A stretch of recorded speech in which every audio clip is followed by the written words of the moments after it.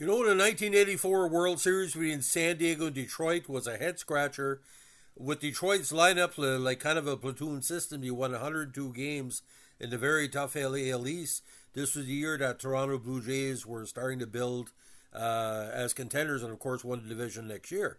But they played the free agent-laden San Diego Padres, who were relying on a very young Tony Gwynn as their number two hitter, not the leadoff hitter, to get most of their offense. And it was a very interesting series because, of all people, a no-name designated hitter, Kurt Bavacqua, became a home run hero and had a big home run for a winner, and also had a big home run in the final game.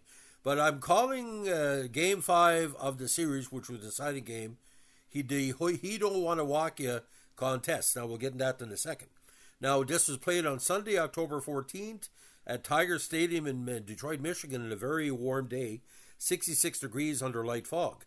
Now, Detroit had a very, very good offense in the World Series. They led 3-0 after the first inning. However, San Diego made a big comeback to tie 3-3 after 4. Now, for the fourth consecutive game, the Padres starting pitcher did not make it past the third inning, and that's what cost him the series, really. The Tiger jumped on Mark Thurman for 3 runs in the first. Lou Whitaker singled the leadoff, then series hero Kirk Gibson homered an out later, followed by consecutive singles by Lance Parrish, Larry Herndon, the Blue Jay killer, and Chet Lemon. The Padres got on the board in the third when Bobby Brown, the former New York Yankee, hit a leadoff single off Dan Petrie, moved to third on 2 groundouts, and scored on Steve Garvey's single. Now, Steve Garvey said that was probably his biggest hit as a Padre. The Padres then rallied to tie the score in the fourth, when with runners on second and third, Brown sacrificed fly, and Alan Wiggins' RBI single scored a run each to knock Petrie out of the game. But the Tigers loaded the bases in the fifth on Andy Hawkins, when Rusty Kuntz sacrificed fly put them up 4-3. Then Parrish's home run in the seventh off Rich Gossage made it 5-3 Tigers.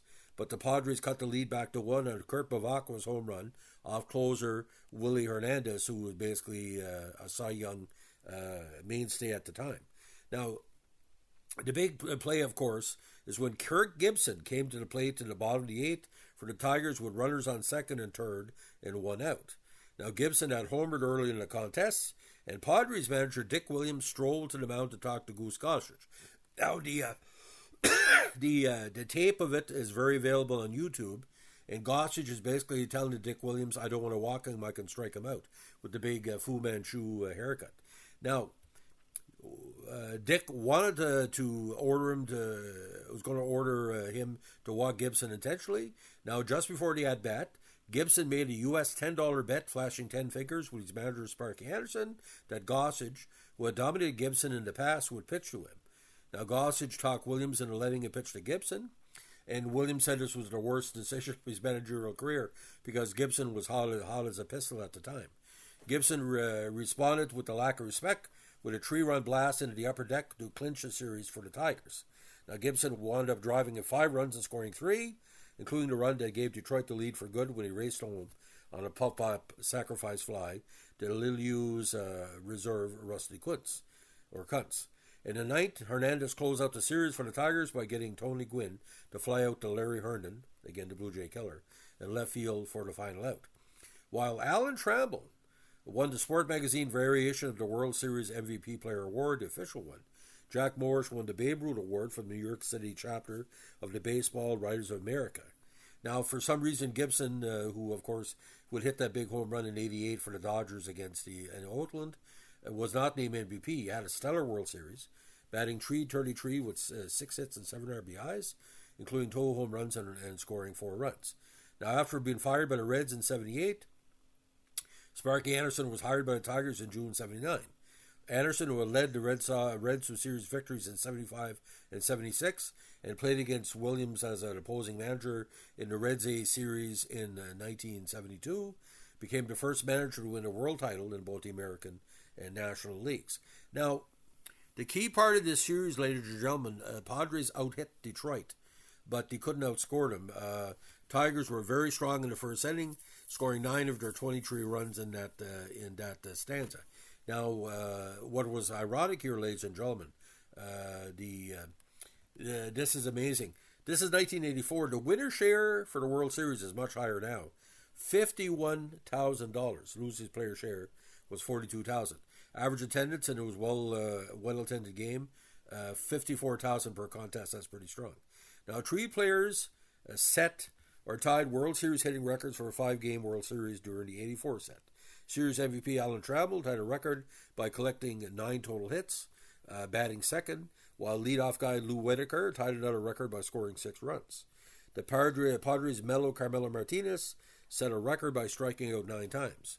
Each of their records still stood as of 2019. Now, of course, there was a riot after the contest. There was some celebratory rioting after Detroit won. In Vin Scully not like the 88 call, said, and there it goes. So NBC had the series, and I think they gave a good version.